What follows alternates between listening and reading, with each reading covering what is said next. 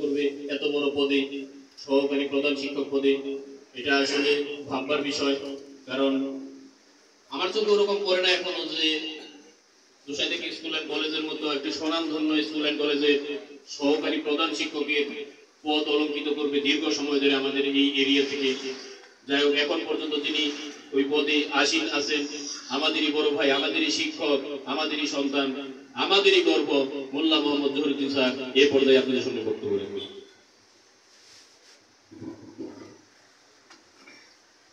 বিসমিল্লাহির রহমানির রহিম। আজকের এই উঠান বৈঠকে এবং ৪ নং ওয়ার্ডের সম্মানিত ইউপি সদস্য জনাব মোহাম্মদ হোসেন আলী মেম্বার, আজকে উপস্থাপক প্রিয় ছাত্র নুরুজ্জামান, এয়ারপোর্ট হাই স্কুলের সহকারী প্রধান শিক্ষক আব্দুল জলিল, আমাদের চারাবাগের স্বনামধন্য এবং কৃতি সন্তান মাকসুদ পাটোয়ার এবং অত্র এলাকা থেকে যারা এখানে এসেছেন, বিশেষ করে কুম্ভরে থেকে অনেক আগ্রহ নিয়ে এখানে এসেছেন, পাশের থেকেও কিছু লোক এসেছে, সবাইকে সালাম জানি। আমি আমার আগেও বলেছি আর বাকি কিছু কথা শুরু করছি।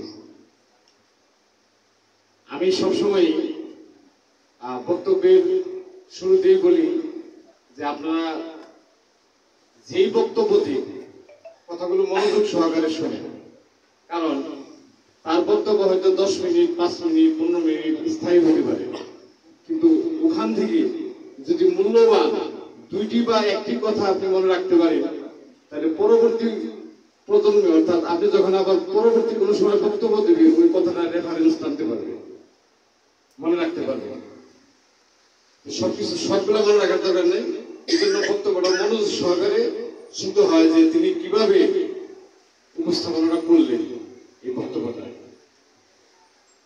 আজকে এখানে যে উদ্দেশ্যে আমরা সবাই মিলিত হয়েছি, অর্থাৎ সামনে ইউনিয়ন পরিষদ নির্বাচন এবং সেই নির্বাচনে জনাব মোহাম্মদ হোসেন আলীকে কিভাবে পুনর্নির্বাচিত করা যায় সে উদ্দেশ্যে। আমরা সবাই জানি যে কৃষকের বেঞ্চের ছেলেরাই ফ্রান্সকে রক্ষা করেছিল।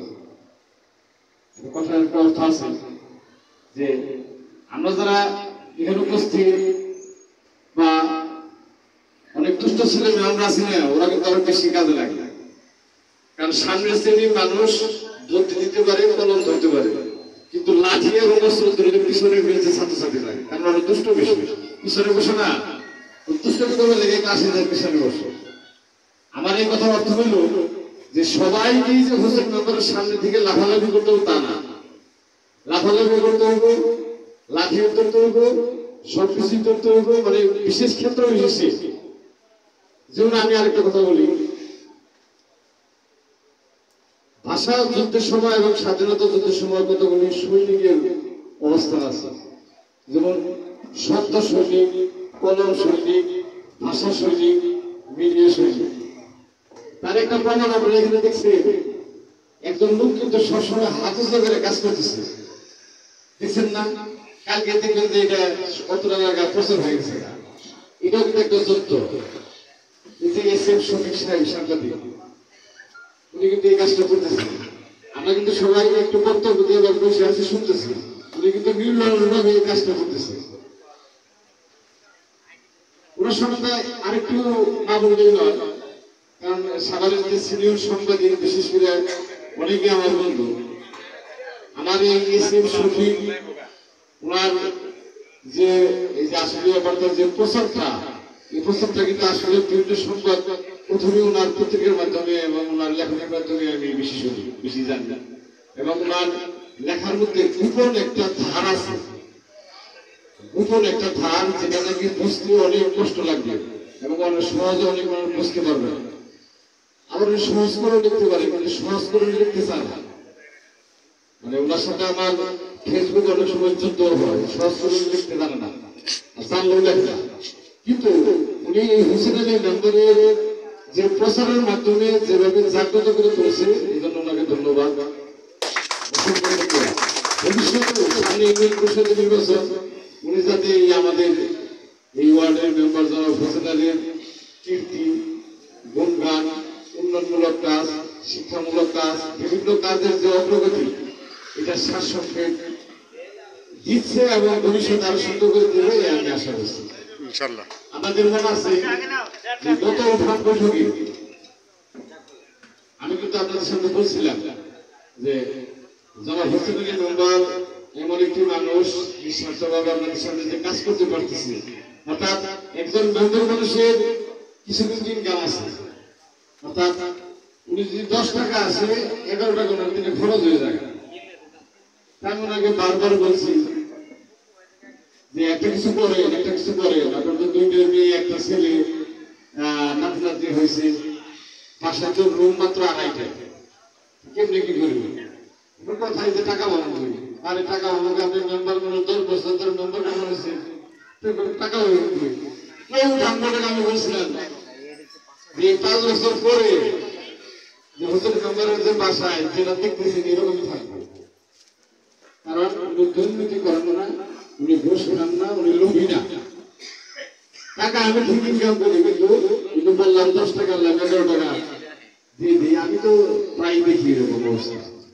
আজকে দেখেন 10 বছর ধরে মেম্বারগিরি করে তার একটা বাড়ি নাই, 5 তলা বা 3 তলা, আমার টাকা দেখবে মেম্বার একটাই টাকাতে করে হোসেন মেম্বার। একটা গাড়ি আছে সিটি, একটা হুন্ডা একটা গাড়ি গেছে, তাও কিস্তি দিতে দাও থাকে। বাস্তব যে চিত্রটা, টাকা কিন্তু ওনার আছে, কিন্তু ওই টাকা থাকলে ওই টাকা হলো রানিং সাগরের সুন্দর পানির মতো। এই যে আসলে যে তাড়াতাড়ি যা আসতে সময় একটু কষ্ট হয়ে আসে, বিপরীত দিকে তো যার সময়টা সুন্দর মধ্যে বেশি হয়েছে, তাড়াতাড়ি ছিল না। এই যে এইরকম একটি ব্যক্তি যার জীবনটা নিঃস্বার্থ হবে, তার নির্বাচনের জন্য তথা সমগ্র আসলে যে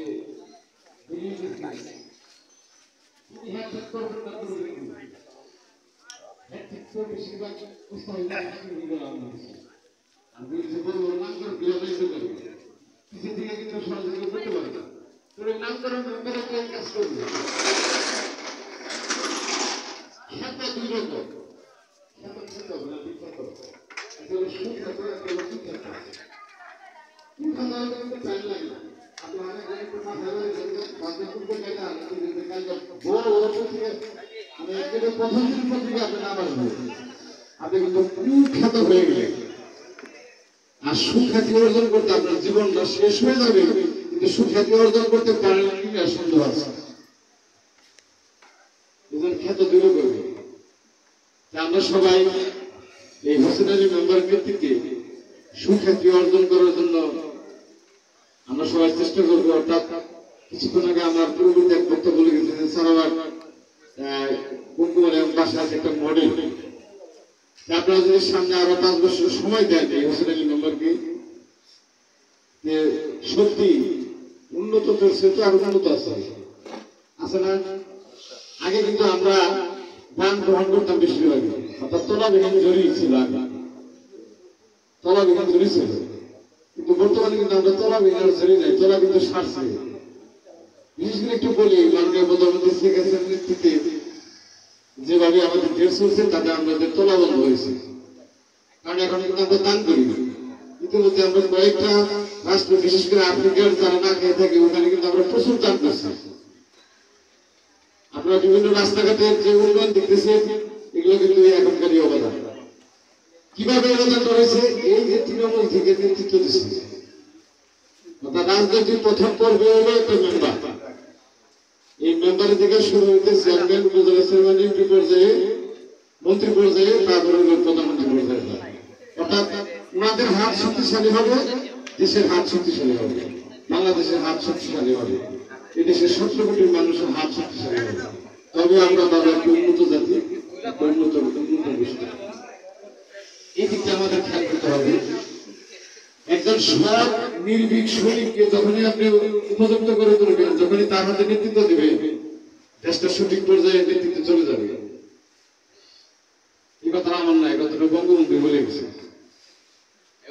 এই জন্য আমরা চেষ্টা করব যে সামনে যে আমাদের ইলেকশনটা, এই ইলেকশনটাকে সুন্দরভাবে ইলেকশন করবে এবং আমরা জয় ছিনিয়ে আনবো, এই চেষ্টা আমাদের কিন্তু করতে হবে।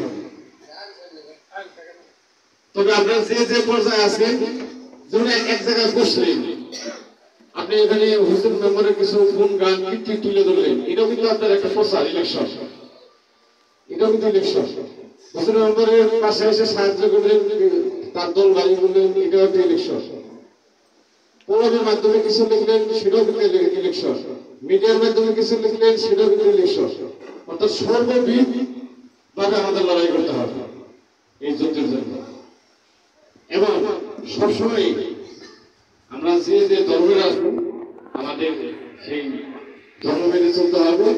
এবং সবসময় যেন আমরা মুসলমান, আমাদের আল্লাহ নাম স্মরণ করে আমাদের বাড়ি থেকে বের হতে হবে এবং আল্লাহ নাম স্মরণ করে আমাদের যুদ্ধে লিপ্ত হতে হবে, যাতে আমরা জয় ছিনিয়ে আনতে পারি।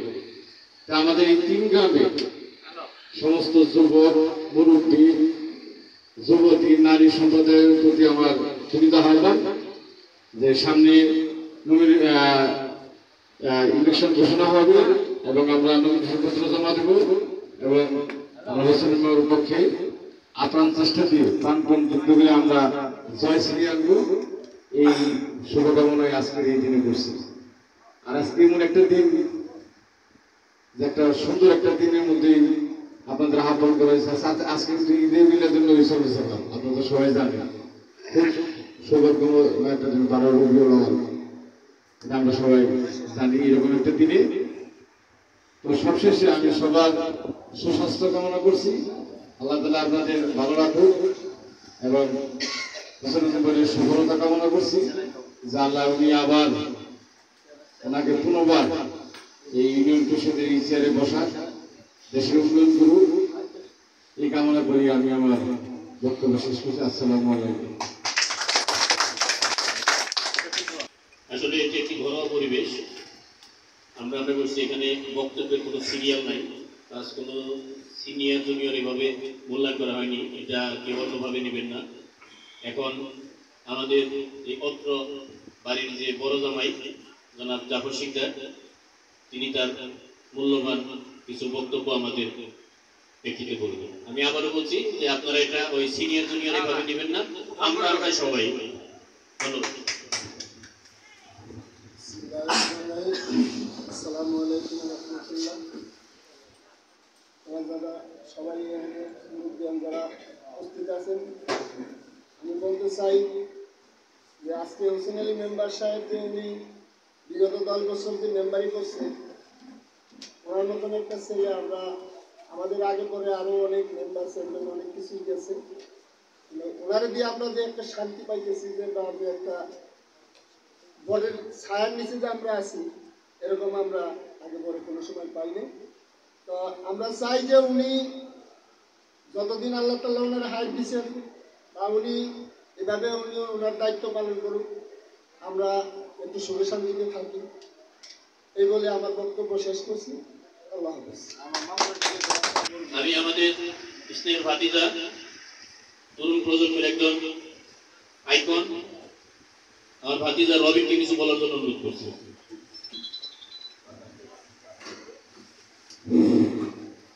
আজকের এই নির্বাচনী আলোচনা সভার সম্মানিত আমাদের যে মধ্যমণি জনাব হোসেন আলী মাস্টার স্যার এবং উপস্থিত সকল মহল মুরব্বী, আমার বন্ধু বান্ধব, বড় ভাই, সকলের দৃষ্টি আকর্ষণ করে সকলকে আমার সালাম জানিয়ে আমি আমার বক্তব্য শুরু করছি। আসসালামু আলাইকুম। আজকে যে আলোচনা সভা, এটা পুরোপুরি ঘরোয়া একটি আলোচনা সভা। এর মুখ্য উদ্দেশ্য হচ্ছে আমরা কিভাবে আমাদের স্যারকে তার পরবর্তী নির্বাচনে বিপুল ভোটে জয় করতে পারি, তারই একটা সংক্ষিপ্ত পূর্ব পরিকল্পনামূলক একটি আলোচনা সভা। তার শুরুতেই আমি একটা কথা বলতে চাই, আমাদের যে হোসেন আলী মাস্টার স্যার আছে, উনি তার বিগত জীবনে শিক্ষকতার জীবন সে তার সম্মানের সহিত পালন করেছেন এবং টিচিং প্রফেশন আমরা যেটা জানি একটা নোবেল প্রফেশন, সেই প্রফেশনে সে তার দক্ষতা খুব সুন্দরভাবে আমাদের সবাইকে প্রদর্শন করেছেন। সেই টিচিং প্রফেশন ছেড়ে সে জনগণের সেবার জন্য যে মানব সেবায় নেমেছেন, সেখানেও সে শতভাগ সফল, এর কোনো অবকাশ নাই। এই ব্যাপারে কারো কোনো বিরূপ প্রতিক্রিয়া আমি কারো কাছ থেকেই কোনো সময় পাই নাই। আমাদের অত্র এলাকার উন্নয়নের যত বিষয় আছে, সার্বিক দিক থেকে রাস্তাঘাট, বিচার সালিশ বলেন বা শিক্ষামূলক অনুপ্রেরণা, সাংস্কৃতিক অনুপ্রেরণা, খেলাধুলা, সাংস্কৃতিক সব দিক থেকে তার যে একটা সাপোর্ট এবং সহযোগিতা আমরা এলাকাবাসী সর্বসময় পেয়ে এসেছি, তা আসলেই প্রশংসার দাবিদার রাখে। এবং আশা করি ভবিষ্যতেও আমরা তার কাছ থেকে এভাবে তার সকল প্রকার সহায়তা সাহায্য আমরা সবসময় পাব। আর যেটা আরেকটা বিষয়, এখানে অনেক মুরব্বী তাদের কথা বলেছেন যে এলাকার অনেক উন্নয়ন হয়েছে, রাস্তাঘাটের উন্নয়ন হয়েছে। আসলে একজন মানুষের পক্ষে পুরোপুরি সবাইকে সন্তুষ্ট করা সম্ভব হয় না। আমরা যদি বিগত বছরের বিষয়গুলি পর্যালোচনা করি, বিগত 10 বছরে যে উন্নয়ন হয়েছে তার আগের আমলে যে সমস্ত মেম্বার বা জনপ্রতিনিধি আমাদের মাঝে উপস্থিত ছিল, সেই তুলনায় হোসেন আলী স্যার যে কাজ করেছে সেটা অবশ্যই প্রশংসার দাবিদার এবং এটা সবাইকেই মানতে হবে। তাই আমি আবারও বলতে চাই, কারো যদি কোনো আবদার থাকে সেটা স্যারের সাথে আলোচনা করলে অবশ্যই স্যার সেটা সমাধান করে দেয় এবং আমরা এটার প্রমাণ পেয়েছি। অতএব এই সমস্ত বিষয় নিয়ে আলোচনা না করে কিভাবে তাকে আমরা পরবর্তীতে আবার বিপুল ভোটে জয় করতে পারি এবং আমাদের যত চাহিদা আছে, আবদার আছে, সেটা আমরা তাকে দিয়ে আদায় করে নিতে পারি, সেই প্রচেষ্টাটাই আমরা অগ্রসর হব, তাই না? সবারই উদ্দেশ্য এই উদ্দেশ্য এটাই থাকা উচিত। তাই সকলের সুস্বাস্থ্য কামনা করে আমি আমার এই সংক্ষিপ্ত বক্তব্য শেষ করছি। ধন্যবাদ। আসসালামু আলাইকুম। সর্বজন শ্রদ্ধেয় মুরব্বী জনাব বাচ্চু কাকাকে তার দোয়া এবং সমর্থন ব্যক্ত করার জন্য অনুরোধ করছি। আমি দোয়া করি জানি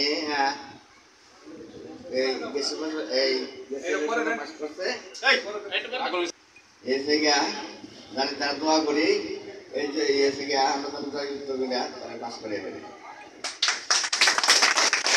আরেক শ্রদ্ধাভাজন মুরব্বী জনাব চান কাকাকে কিছু বলার জন্য অনুরোধ করছি। কথা হলো উপস্থিত মেম্বার তো বহুত কাম করছে, রাস্তাঘাটে মেলা কাম করছে, কিন্তু ডাক পাওয়া যায় না, ডাক দিলে পাওয়া যায়। আমি একদিন পরে গেলাম এক মিটিংয়ে, শুনলাম যে হোস্টেলের মেম্বার সবখানে খাই ফুলের মালা, আমাকে মেম্বারে কোনো কাম করে নাই। প্রথম মেম্বার সব জায়গায় কাম করছে, মানে স্যার আবার কম সময়ের বাসায় কাম করছে। স্যার সারাদি মেলা কাম করছে, আমাকে মেম্বার কাম করে। আমার কামগুলিকে শেষের দিকে চলে আসছে।